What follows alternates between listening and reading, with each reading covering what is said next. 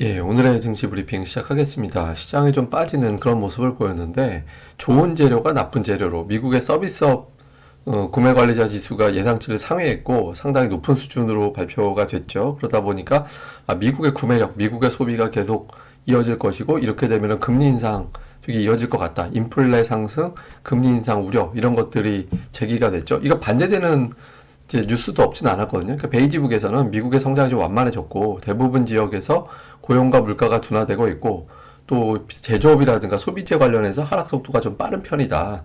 그리고 이제 대부분 지역에서 일부 지역에서 저축이 이제 소진이 됐기 때문에 이렇게 되면 소비 여력이 줄어들게 되는 거거든요. 그러니까 이쪽만 보면 시장에서는 인플레이션 잡히겠는데 이렇게 판단할 수 있는데 최근 이제 투자 심리가 조금 안 좋은 쪽으로 쏠려 있다 보니까 두 개 중에서 좀 부정적으로 해석될 수 있는 그런 재료에 반응을 했고 데이터들도 국채금리 4.3% 이게 이제 제가 보기에는 4.4 언저리가 피크가 될 가능성이 있다라고 보는데 그 4.4 플러스 마이너스 정도가 근데 어쨌든 지금 당장 또 4.3까지 와버리면 4.4 넘어서 4.5 갈 수 있다 이런 부담이 생기잖아요.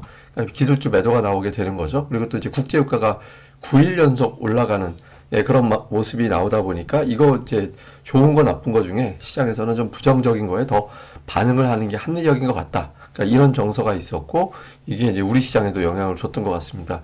그리고 이제 종목들도 보면 애플이 그동안 꾸역꾸역 계속 12일 중에 11일이나 올라갔었는데 오늘 한 방에 한 4, 5일 올라간 걸 다 내줘 버렸죠. 재료들이 좀 있었습니다. 뭐 EU에서 그 특별 규제한다. 그러니까 이제 확보한 어떤 DB를 다른 사업에 활용하지 못하도록 한다.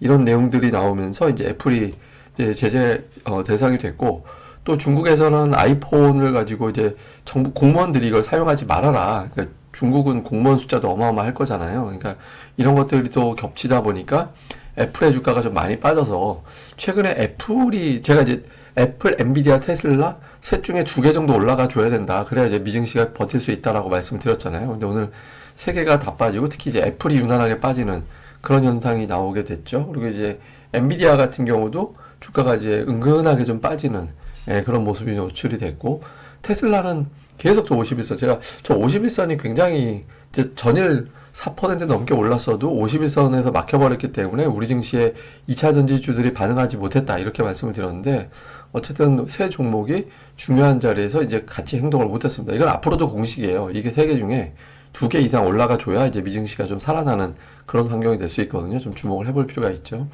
그 다음에 이제 뉴스들 보면 반도체 관련된 뉴스들이 되게 많았어요. 그러니까 오늘 반도체가 플러스가 났는데 그 AI 전장 뭐 이런 쪽에서 수요가 강해서 2030년에는 무려 1,300조 원 시장이 열린다. 그 다음에 이제 두 번째는 화웨이 스마트폰에 하이닉스 칩이 들어간다. 저는 근데 이거 딱 보자마자 뭐 지금 7나노 얘기 나오고 막 중국에도 오늘 반도체 뉴스 유난히 많이 나왔잖아요. 근데 저는 저 뉴스 딱 보자마자 예전에 쌓아놓은 재고 가지고 만들었구나. 그 생각이 딱 들더라고요. 그래서 어쨌든 하이닉스는 공급한 적 없다 하니까 제재 이후에는 해프닝 같긴 한데 어쨌든 반도체 관련된 뉴스가 많아지면 투자들은 또 그쪽을 보게 되거든요. 또 뭐 중국이 여기저기 투자한다, 독일도 반도체에 투자한다 이런 뉴스들이 나오다 보니까 뭐 종목들이 반응하는 그런 게 되고 또 KDI에서도 우리나라 이제 조금 경기 수출 이런 것들이 살아날 기미는 있다라고 얘기했는데 이제 뭐 경기 불안, 중국 경기 불안, 그다음에 이제 유가 이런 것들에 대한 우려를 제기를 했죠. 근데 어쨌든 KDI에서도 반도체 쪽의 수출 부진이 조금 회복되고 있다라고 표현을 했잖아요. 그래서 오늘 이제 이 와중에 반도체주들은 조금 살아나는 그런 모습이 나오죠. 반면에 이제 2차 전지는 저 며칠 전 뉴스인데 제가 그때 한번 보여드린 적이 있잖아요. 그러니까 그 하락 쪽에 수익되는 ETF 출시 되죠. 이거 앞두고서 또 투자들이 선제적으로 또 매도가 나와서 하락할수록 수익이 나는 게 있네라고 해버리니까 이제 투자들이 좀 헷갈려 하는 거죠. 이게 반등 나올 때 못 나올 수도 있겠구나라는 걱정이 좀 이어지다 보니까 이제 매도가 또 매도를 부르는 그런 상태가 좀 이어졌던 것 같습니다.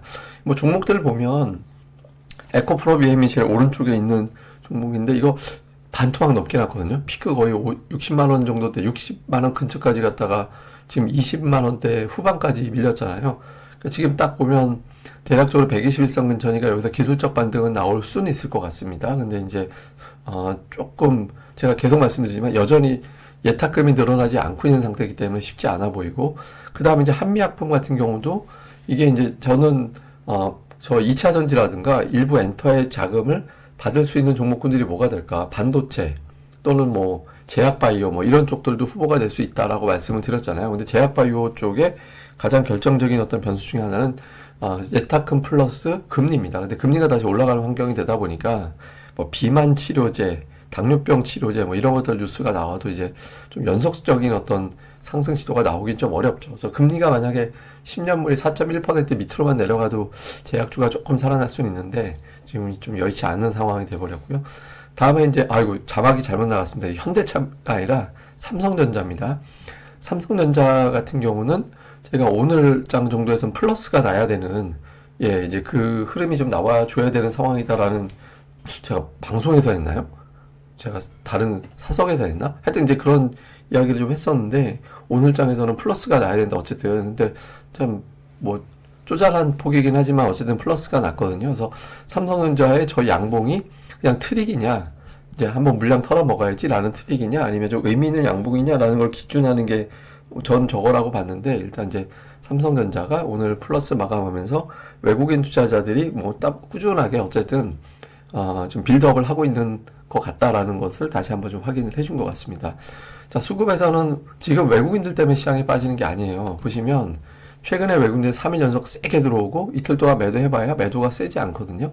매수는 좀 줄었죠. 근데 매도를 하는 건 아니거든요. 기관이에요. 기관 투자자들의 매도가 나오고 5일 연속해서 매도, 9월 들어서 올 매도거든요. 근데 금융투자 매도 같은 경우는 뭐 금융투자는 부메랑 같습니다. 그러니까 왔다 갔다 뱅뱅 돌거든요. 그래서 금융투자 매도가 쌓이는 거는 적절한 선이 되면 다시 매수로 들어올 가능성이 높거든요. 근데 이제 그 외에 뭐 투신이나 연기금 쪽 매도는 우리가 이제 알 수는 없지만 금융투자 쪽에 매도가 좀 많이 쌓이면 저쪽은 어차피 돌아오는 거기 때문에 수급이 뭐 이렇게 깨져 있다 이런 상황으로 이제 생각할 필요는 없는 것 같습니다. 그러니까 종목은 삼성전자 여전히 이제 매수. 근데 좀 독특했던 건 삼성전자 매수가 줄어들고 있었거든요. 그러니까 예를 들어서 거의 800만 주, 700만 주 들어갔다 그 절반 이렇게 이제 줄고 있었는데 다시 늘렸고 하이닉스 포함해서 1200억을 두 종목에 매수를 했다라는 거죠. 그래서 반도체는 어느 정도 좀 외국인들이 좀 공을 들이는 것 같고, 그 다음에 뭐 자동차 관련주들이 좀 들어가 있는 게 특징이었고, 2차 전지 매도. 기관은 오늘 이제 매도였기 때문에 이제 대형주들 대부분 다 왼쪽에 가 있죠. 근데 뭐 네이버, CJ 이런 것도 있는데 그 중국 리오프닝이라든가 우리나라 단체 관광 이런 거 관련해서 화장품이라든가 이제 뭐 호텔신라 이런 것들에 대해서도 매수는 좀 하고 있다.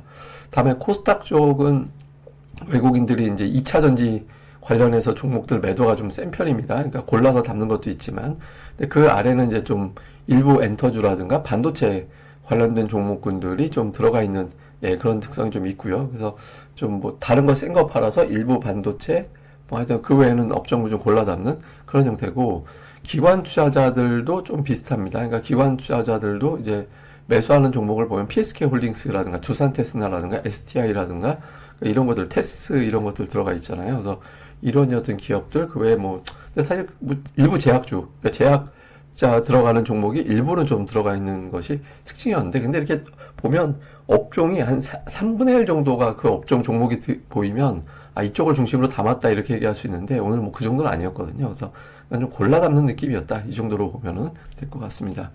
자, 이슈 정리해보면, 국제유가 올라갔는데 제가 바이든을 쓴 이유는 뭐냐면, 이제 비축유를 방출을 하면서 국제유가를 잡았다라는 평가가 있는데, 바이든이 어느 순간에는 개입을 할 가능성이 있거든요. 이게 내년도 대선 앞두고 있는 상태라서, 바이든이 그냥 넘기기는 쉽지는 않을 거예요. 그래서 어느 기전에 될까? 저는 이제 $90 넘어가면 바이든이 좀 어떤 개입 비슷하게 할 가능성이 있다라고 보거든요. 그래서 좀 백악관 측에서의 어떤 당국자들, 그러니까 반드시 바이든은 아니더라도 당국자의 어떤 개입이 언제 나올 것이냐, 요거 좀 볼 필요가 있고, 그 다음에 이제 빅테크 중에서 뭐 애플을 비롯해서 엔비디아, 테슬라 이게 다 빠지고 있잖아요. 오늘 뭐 또 유럽에서 제재하는 기업들 다수가 또 빅테크 주였고, 오늘 사실 미국에서 러셀 2000은 0.3%밖에 안 빠졌어요. 0.3%밖에.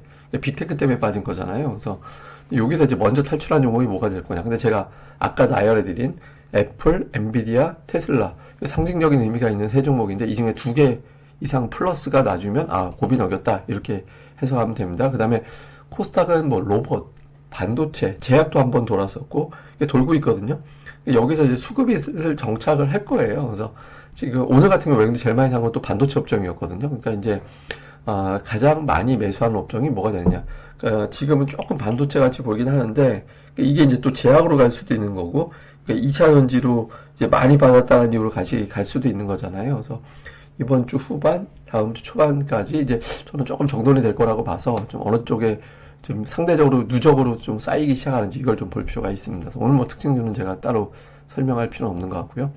다음에 이제 9월 제가 어제 저녁에 고릴라 리서치에도 올려드리고 그 다음에 이제 텔레그램에도 올려드린 건데 원래 9월에 이제 미국의 국채금리가 좀 올라가요. 예, 올라가는 경향이 있는데 그렇다고 증시가 반드시 하락하는 건 아니고 우리나라 같은 경우는 국채금리가 미국이 올라갈 때도 그냥 웬만하면 올라갔거든요. 예, 근데 뭐 물론 이제 튀게 2년 동안 올라갈 때는 이제 국채금리가 저렇게 올라갈 때는 미증시 우리 증시 다 빠지긴 했는데 뭐 이번 달에 저렇게까지 올라가진 않을 것 같고 지금 금리는 회사채 발행이 늘어나서 올라가는 거거든요. 그래서 2020년 이후에 9월은 미국에서 회사채 발행이 월간 기준으로 올 때 두 번째로 많은 달입니다. 올해 특히 유럽까지 가세가 돼서 회사채 발행이 많은 데다가 미국이 지금 국채 발행하고 있잖아요.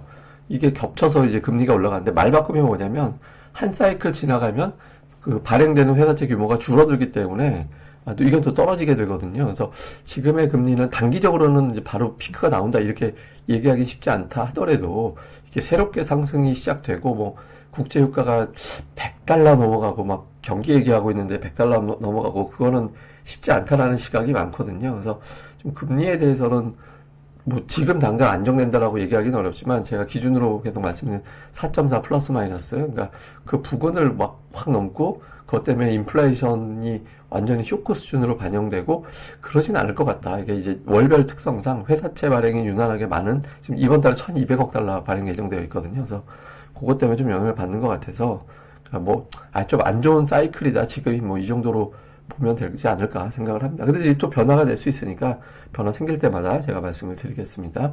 네, 이렇게 이제 마무리하고요. 그리고 제가 또 PPL 또 말씀을 드리면 고릴라 리서치로 오시면 여기 이제 9월 가입 이벤트라고 있습니다. 이거 이제 누르시면 안내가 이렇게 나오는데